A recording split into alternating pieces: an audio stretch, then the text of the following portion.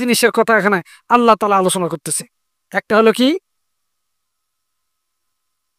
বান্দা ওয়া নাফসিন ওয়া মা সাওয়াহা ফাআলহামাহা ফুজুরাহা ওয়া তাকওয়াহা কদ আফলাহা মান যাক্কাহা ওয়া কদ খাবা মান দাসসাহা।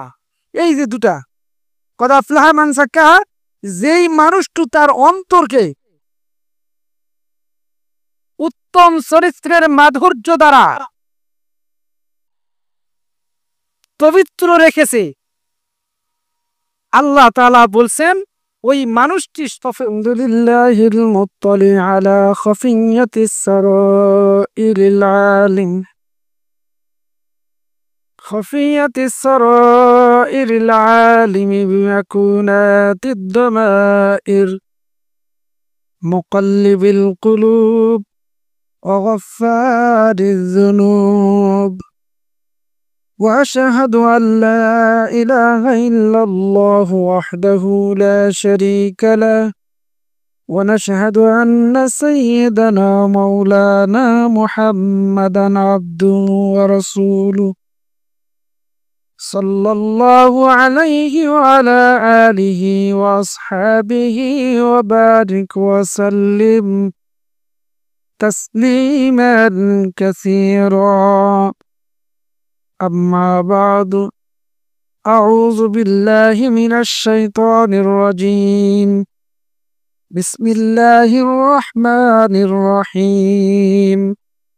والشمس وضحاها والقمر إذا تلاها والنهار إذا جلاها والليل إذا يغشاها والسماء وما بناها والأرض وما طحاها ونفس وما سواها فألهمها فجورها وتقواها قد أفلح من زكاها وقد خاب من دساها إلى آخر السورة.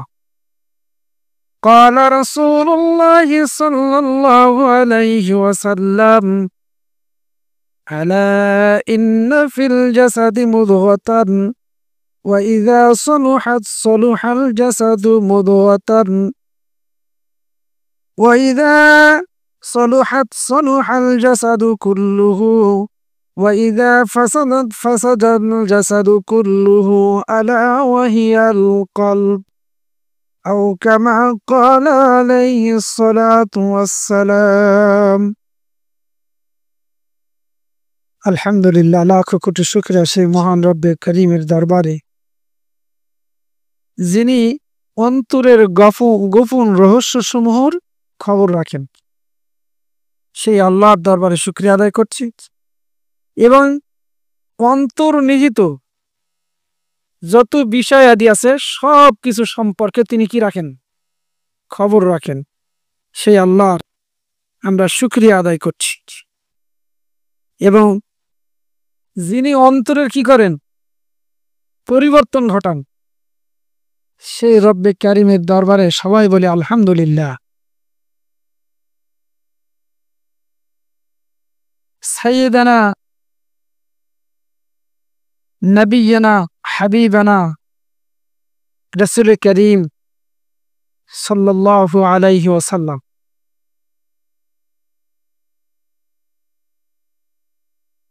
প্রতি শুক্রবারে ন্যায় আজকে আল্লাহ তাআলা আপনাকে আমাকে মসজিদে কবুল করেছেন। আমরা মসজিদে আসি জুমার নামাজ আদায় করতে। জুমার নামাজের ফজিলত আমরা সবাই জানি। এখানে আসার পরে দুই একটি কথা আমরা আলোচনা করি উম্মতের ফায়দার জন্য।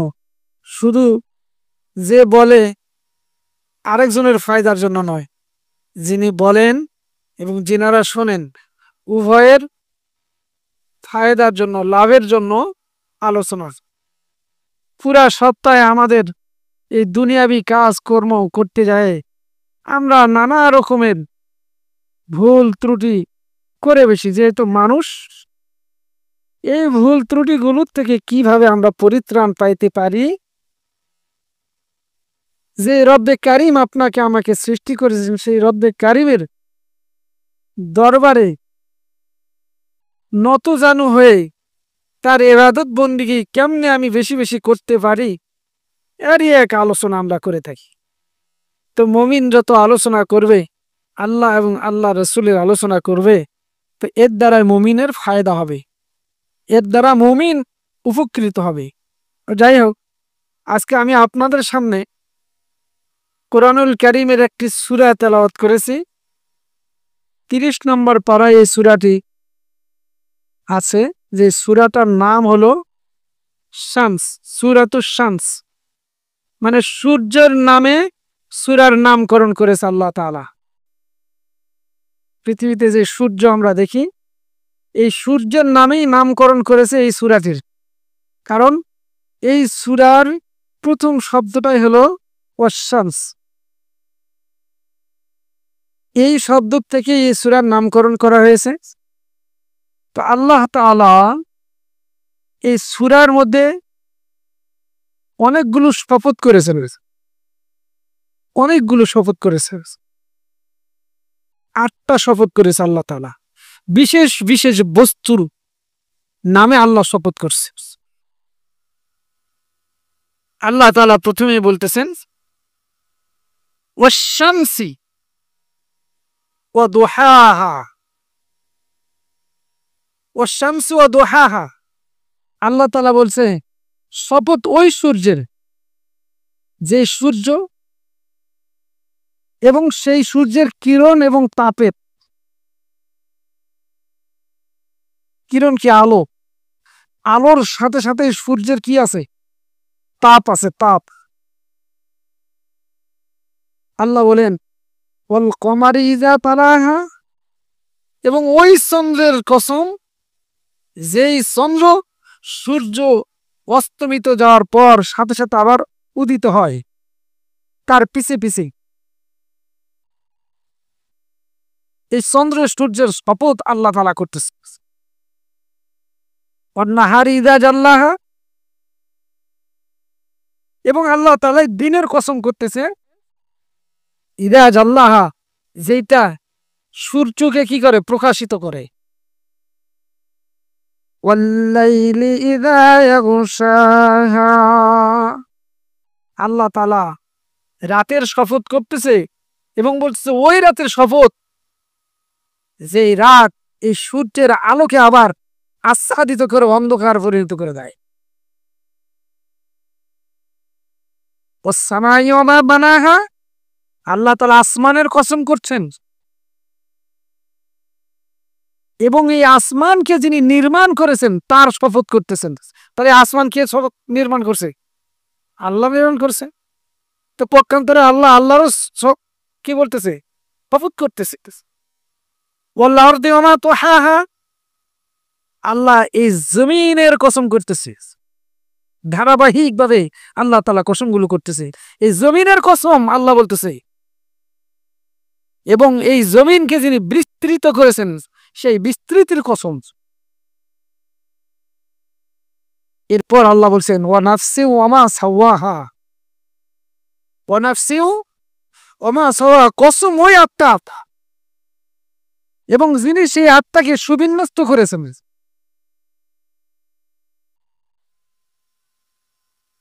এই পর্যন্ত 8টা শপথ আল্লাহ করলেন। কয়টা?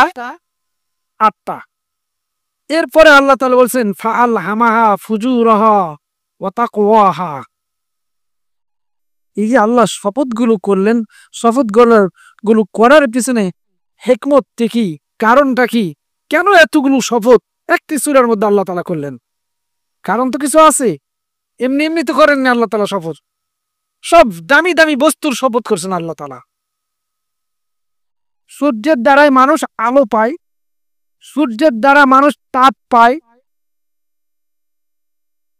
আলোরও যেমন প্রয়োজন, ঠিক এই সৃষ্টিকুলের মধ্যে জীব এবং উদ্ভিদ সবার জন্য তাপেরও প্রয়োজন।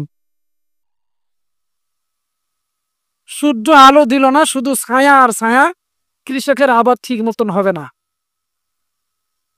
সূর্যের আলো তাপ মানুষের শরীরের জন্য কি ভিটামিন। সূর্য ওঠার পর সূর্যটা কিছুক্ষণ পর তাপ হয়, ওই তাপ আপনি রোদে থাকেন, আমি যদি রোদে থাকি তাহলে আমার শরীর কিন্তু জ্বলে, ঠিক না? তো এর দ্বারা আল্লাহ তাআলা এটার মধ্যে কি রেখেছেন? মানুষের জন্য উপকার আছে। এবং এই সূর্যটা দিন সূচনার একটা মাধ্যম, দিনের সূচনা হয় সূর্য উদিতর মাধ্যমে। আর যখন এই দিনের সূচনা হয়ে যায়, সূর্য যখন উদিত হয়, তখন মানুষ এই দিনের মধ্যে তার নিজের প্রয়োজনে কাজকর্ম করে। সুবহানাল্লাহ বিহামদি। দিনের বেলা আমরা কাজকর্ম করতেছি, চাকরি করি, ব্যবসা করি, মাঠে খাটি, ঘাটে খাটি, তাই না? কোথাও যাওয়ার প্রয়োজন থাকলে দিনের বেলায় আমরা বেশিরভাগ কাজগুলো সারার চেষ্টা করি। আমরা কি রাতে বেশি সফর করা পছন্দ করি? করি না। তো এই দিনের আল্লাহ তাআলা কসম করছে যে দিনটা আল্লাহ সূর্যের মাধ্যমে উদিত করে দিল, সূচনা করে দিল। সূর্যের কসম, তার কিরণের কসম, তার তাপের কসম এবং দিনেরও কসম। এই দিন যখন হয়, এই দিনের দ্বারা মানুষ উপকৃত হয়। এই সমস্ত শপথ আল্লাহ তাআলা করতেছে। শপথ করার পিছনে আল্লাহর কারণ আছে। চন্দ্রের শপথ আল্লাহ করলেন, কেন করলেন? সূর্য যখন অস্তমিত যায়, এর সাথে সাথে চন্দ্রও আসে, কিন্তু চন্দ্রের আলোর তাপ নাই। চাঁদ যখন উদিত হয়, চাঁদের কি তাপ আছে? প্রখর সূর্য উঠেছে, প্রখর রোদ, এই রোদের মধ্যে আমি যাব, তো আপনাকে আমার কি গরম লাগে, প্রচন্ড গরম। আমি খুঁজবো ফ্যান, আমি খুঁজবো এসি, আমি খুঁজবো একটু গাছের নিচে ছায়া, শীতল বাতাস, শীতল হাওয়া। কিন্তু রাতের চাঁদ যখন ওঠে, এইরকম কষ্ট কি কারো হয়? আসলে চাঁদের আলো আছে, চাঁদের তাপ নাই। কারণ সূর্যের থেকে সে শুধুমাত্র কি নাই? চাঁদ কার থেকে আলো নাই? সূর্যের থেকে। এর দ্বারা মানুষের উপকার হয়। আল্লাহ রাত বুঝে মানুষকে আরামের জন্য, দিনের বেলা কাজকর্ম করবে, আর রাতের বেলা এই মানুষগুলো যায় একটু বিশ্রাম নেবে। সারাদিন কাজকর্ম করার পরে আপনার আমার একটু আয়েশের দরকার আছে। এই জন্য আল্লাহ তাআলা কত বড় মাহবুব, কত বড় দয়াবান আল্লাহ, আপনাকে আমাকে দিনের যেমন ব্যবস্থা করে দিছে, দিনে কাজকর্মের পর মানুষ যাতে একটু আরাম করে, সে আরামের জন্য রাতের ব্যবস্থা করে দিছে, রাত্রে ঘুমাও। কিন্তু এমন একটা জামানায় আমরা পৌঁছে গেছি, রাতের ঘুম আমরা যাই ফজরের সময় ঘুমাই। কি কথা ঠিক না? মোবাইল টিপতে টিপতে টিপতে টিপতে টিপতে ফজরের আজান হয়ে গেছে, এখন শয়তান এসে গাও টিপা শুরু করছে। হ্যাঁ, মোবাইলটা রাখে দেখ ঘুমিয়ে গেল। ঠিক আছে, যখন সারা রাত জাগিয়েছি, ফজরের নামাজটা পড়ে ঘুমাও ভাই। হ্যাঁ হ্যাঁ, মোবাইল টিপতে, ঠিক আছে, এসার নামাজটা পড়ে টিপতে শুরু করো। আমি ওখানে সময় দিতে পারবো, মোবাইলে সময় দিতে পারবো, বাট নামাজে 5 মিনিট 10 মিনিট সময় আমি দিতে পারি না। অলস, এই জায়গাতেই আমি অলস। আল্লাহ তাআলা এই সূরাটা 2টা ভাগে বিভক্ত করছে, সূরাতুশ শামসকে। এক পর্যন্ত এক ধরনের আলোচনা, 11 থেকে 15 পর্যন্ত আরেকটি আলোচনা। এই আলোচনার মধ্যে এর যে বিষয়বস্তু, 2টা জিনিসের উপর আল্লাহ তাআলা এই আলোচনাগুলো করেছেন। এতগুলো শপথ খাওয়ার পেছনে কারণ 2টা জিনিসের কথা এখানে আল্লাহ তাআলা আলোচনা করতেছে। একটা হলো কি, বান্দা ওয়া নাফসিন ওয়া মা সাওয়াহা ফাআলহামাহা ফুজুরাহা ওয়া তাকওয়াহা ক্বাদ আফলাহা মান যাক্কাহা ওয়া ক্বাদ খাবা মান দাসসাহা। এই যে দুটা, ক্বাদ আফলাহা মান যাক্কাহা, যেই মানুষটি তার অন্তরকে উত্তম চরিত্রের মাধুর্য দ্বারা পবিত্র রেখেছে, আল্লাহ তাআলা বলছেন ওই মানুষটি সফল। সুবহানাল্লাহ বলেন। কোন মানুষটি সফল? যেই মানুষ তার অন্তরকে পাপ পঙ্কিলতার থেকে কি রেখেছে? পবিত্র রেখেছে, মুক্ত রেখেছে। এই এক আলোচনা। আর একটা হলো কদ আফলাহা মান যাক্কাহা ও কদ খাবা মান দাসসাহা। আর যেই ব্যক্তি তার অন্তরকে পাপের দ্বারা কলুষিত করেছে, এই ব্যক্তি ব্যর্থ হয়েছে, ক্ষতিগ্রস্ত হয়েছে, এ সফলতা অর্জন করতে পারেনি। এখন এই সফলতা আপনার আমার কতটুকু প্রয়োজন? আল্লাহ তাআলা এতগুলো শপথ খাওয়ার পর আসে বলতেছে, বান্দা, মানুষকে আল্লাহ তাআলা স্বভাবগতভাবে, সৃষ্টিগতভাবেই মানুষের অন্তরের মধ্যে ভালো এবং মন্দ দুইটারই অনুপ্রেরণা দিয়ে দিছে। এখন আমি কোনটাকে তেজস্বী করব, ভালোটাকে না খারাপটাকে, এই ইচ্ছা আল্লাহ বান্দাকে দিয়ে দিছে। আল্লাহ চাইলেই পারতেন পাপ করতে যাইতেছে আমার পাওয়াটাকে অফ করে দিতে, কাউকে গালি দিতেছি চাইলে আল্লাহ মুখটাকে বন্ধ করে দিতে পারতেন, কিন্তু আল্লাহ তা করেননি। কেন? এখানেই আল্লাহর পরীক্ষা, যে তুমি বাধ্য হয়ে আমাকে ভালোবাসো না আসলে তুমি অন্তর থেকে আমাকে ভালোবাসো। তোমাকে সব কিছু দিলাম, তোমার অন্তরে এইটা স্বভাবগত ভাবেই মানুষের অন্তরে আল্লাহ সৃষ্টি করে দিয়েছে। ফাআলহামাহা ফুজুরাহা ওয়া তাকওয়াহা, আল্লাহ তাআলা দিয়ে দিয়েছে। দেওয়ার পরে আল্লাহ তাআলা কি বলতেছেন? কদ আফলাহা মান যাক্কাহা। এই ভালো মন্দ বাজ বিচার করার শক্তি আল্লাহ মানুষকে দেওয়ার পরে এখন বলতেছে, যে ব্যক্তি তার দিলকে, অন্তরকে, কলবকে পবিত্র রেখেছে সে সফল হবে। আর যে তাকে পবিত্র রাখতে পারে নাই সে কি হবে না? সে সফল হবে না।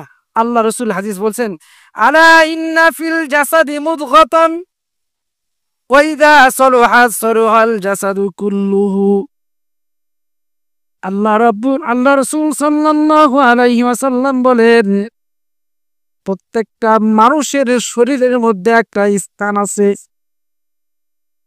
আর ওই স্থানটা যদি মানুষের পবিত্র হয়, ইযা সলুহাত সলুহাল জাসাদু কুল্লুহু, ওই স্থানটা যদি মানুষের পরিষ্কার হয়, ভালো হয়, সুস্থ হয়, এই মানুষের সমস্ত শরীরটা কি থাকবে? ভালো থাকবে। আবার বলছে, ওই যা ফাসাদাল জাসাদু কুল্লুহু, আবার ওই স্থানটা যদি মানুষের খারাপ হয়ে যায়, এই মানুষের সমস্ত শরীরটা কি হয়ে যাবে? খারাপ হয়ে যাবে। আল্লাহ রাসূল বললেন সেটা কি? বলছে, আলা ওয়াহিয়াল কলব, এটা হলো মানুষের কলব। এই এক টুকরা গোস্ত যদি মানুষের খারাপ হয়ে যায়, মানুষের গোটা দেহটাই কি হয়ে যাবে? খারাপ হয়ে যাবে। আমি সুন্দর সবল সুঠাম, এই যে দেখতেছেন, এইটা জিসিমটা আপনার ভালো, কিন্তু আল্লাহ বলছে তোমার অন্তরটা খারাপ হওয়ার কারণে এই জিসিমটাও তোমার খারাপ হয়ে গেছে। আল্লাহ তাআলা বলছেন, ইন্নামাল মুশরিকুনা নাজাসুন, মুশরিকরান কি? নাফাক। তার কারণ কি? তার অন্তরের মধ্যে ওই একত্ববাদের স্বীকারোক্তি নাই, সে শিরক করে, এই অন্তরটাকে পাপ দ্বারা কলুষিত করে ফেলেছে, এই জন্য বলছে তুমি নাপাক। মুশরিকরা কি? নাপাক। ফালা ইয়াকরাবুল মাসজিদাল হারাম, বলছে খবরদার এই নাপাকগুলো যেন মসজিদে হারামের আশপাশে না আসে, নিকটবর্তী না হয়। তাহলে মানুষের অন্তর পবিত্র, এই মানুষের দেহ পবিত্র, মানুষের অন্তর অপবিত্র, এই মানুষের দেহ অপবিত্র।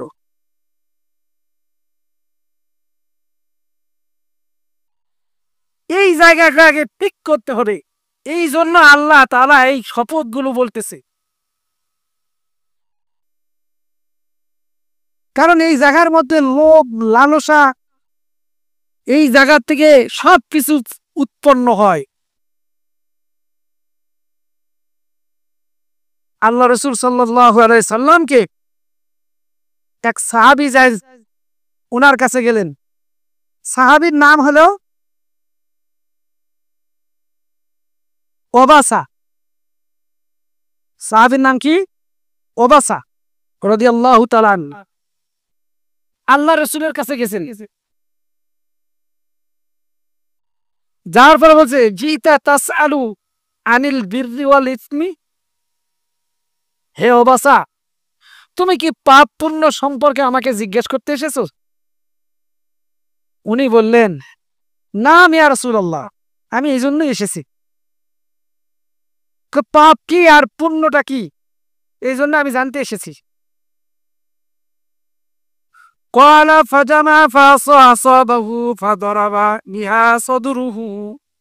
বর্ণনাকারী বলেন, ফাজামা আসাবাহু, তার এই আঙ্গুলগুলোকে একত্রিত করলেন আল্লাহ রাসূল। এরপরে কি বলতেছেন? ফাদরাবা বিহা সাদরুহু, এবং তার বুকের উপর রাখতে বললেন। এই কথাটা কে বলছেন? আল্লাহ রাসূল। আঙ্গুলগুলো এক করো আর এই বুকের উপর রাখো। রাখার পরে আল্লাহ রাসূল বলছেন, মাতমাআনতা ইলাইহি নাফসুস, মাতমাআনতা ইলাইহি নাফসাক। ক্বালা ইস্তাফতি নাফসাক, সরি, ক্বালা ইস্তাফতি নাফসাক। আল্লাহ রাসূল তাকে বলছে, ইস্তাফতি নাফসাক, ইস্তাফতি কলবাক, ইস্তাফতি নাফসাক, ইস্তাফতি কলবাক, ইস্তাফতি নাফসাক, ইস্তাফতি কলবাক। তিনবার বললেন। বলছে, এ অবাসা, তুমি তোমার বুকের উপরে হাত রাখে তোমার নাফসকে প্রশ্ন করো, পাপ কি আর পুণ্য কি। তোমার অন্তরকে জিজ্ঞাসা করো, তোমার অন্তর বলে দিবে পাপ কোনটা আর পুণ্য কোনটা। এই কথার দ্বারা আমরা কি বুঝলাম? আমরা সবাই জানি কোনটা পাপ আর কোনটা পুণ্য। এরপরে আল্লাহ রাসূল বললেন, আল বিররু মাতমানতা ইলাইহি নাফসুস, বলছে যেই জিনিসের দ্বারা তোমার অন্তরের মধ্যে প্রশান্তি লাভ করবে, তোমার অন্তর প্রফুল্ল থাকবে, আনন্দিত থাকবে, সেটা হলো পুণ্য। আমি যদি দান করি কোথাও, কোন একটা মানুষ বিপদে আছে, তার বিপদটা দেখার পরে আমি যাই যদি তার বিপদের দিকে একটু আমার হাতটা বাড়ায় দেই, ক্ষুধার্ত ব্যক্তির জন্য একটু ক্ষুধার ওই খাবার কিছু ব্যবস্থা তাকে করে দেই, আর যখন এই খানাটা খায় ওই ব্যক্তিটা তৃপ্তি লাভ করে, আনন্দ উপভোগ করে, তখন যে দাতা সেও দূর থেকে বসে বসে ওই আনন্দটা দেখে আনন্দ শ্রুতার চোখ দিয়ে প্রবাহিত হয়। কথা ঠিক কিনা? ঠিক না? এই জন্য মানুষ যখন আল্লাহ রাস্তায় কোনো নেক আমল করে, ভালো কাজ করে, ওই ভালো কাজের দ্বারা যখন মানুষ অন্তরের প্রশান্তি লাভ করবে, বলছে এটা হলো কি? সব। এটা এটাই হলো এটাই হলো পূর্ণ। গুনাহ কি বলছে? ওয়াতমাআন্না ইলাইহি কলবাক, যদি কোনো কাজ করার পরে তোমার অন্তরের মধ্যে প্রশান্তি না আসে, ধাক্কা মারবে, খেল ধাক্কা মারবে। পাপ করার পর কি করে? অন্তরের মধ্যে ধাক্কা শুরু হয়। যখন কোনো মানুষ কোনো অন্যায় করে, সে জানে শুনে অন্যায় করার পরও তার বিবেকে কিন্তু একসময় বাড়ি মারে। এই বিবেকে তখন ধাক্কা মারে, এই ধাক্কা মারা মানে বুঝবেন যে আপনি কাজটা ভালো করেন নাই, এটাই হলো গুনাহ। এই কথা কার? রাসূল কারীম সাল্লাল্লাহু আলাইহি ওয়াসাল্লামের। ওয়াল ইসমুন মা হাকা ফিন নাফসি ওয়া তারাদ্দাদা ফিস ওয়া ইন আফতাকা নাস। যদিও মানুষ তোমাকে ফতোয়া দিবে, কিন্তু তোমার অন্তরের মধ্যে যখন ধাক্কা খাবে কোনো কাজ করার পর, যে এটা তো আমি ঠিক করলাম না, তো বুঝবে এটা তুমি গুনাহের কাজ করেছো। আজকে আপনি আমি কত গুনাহ ভাবে করতেছি, আর কতদিন ভাই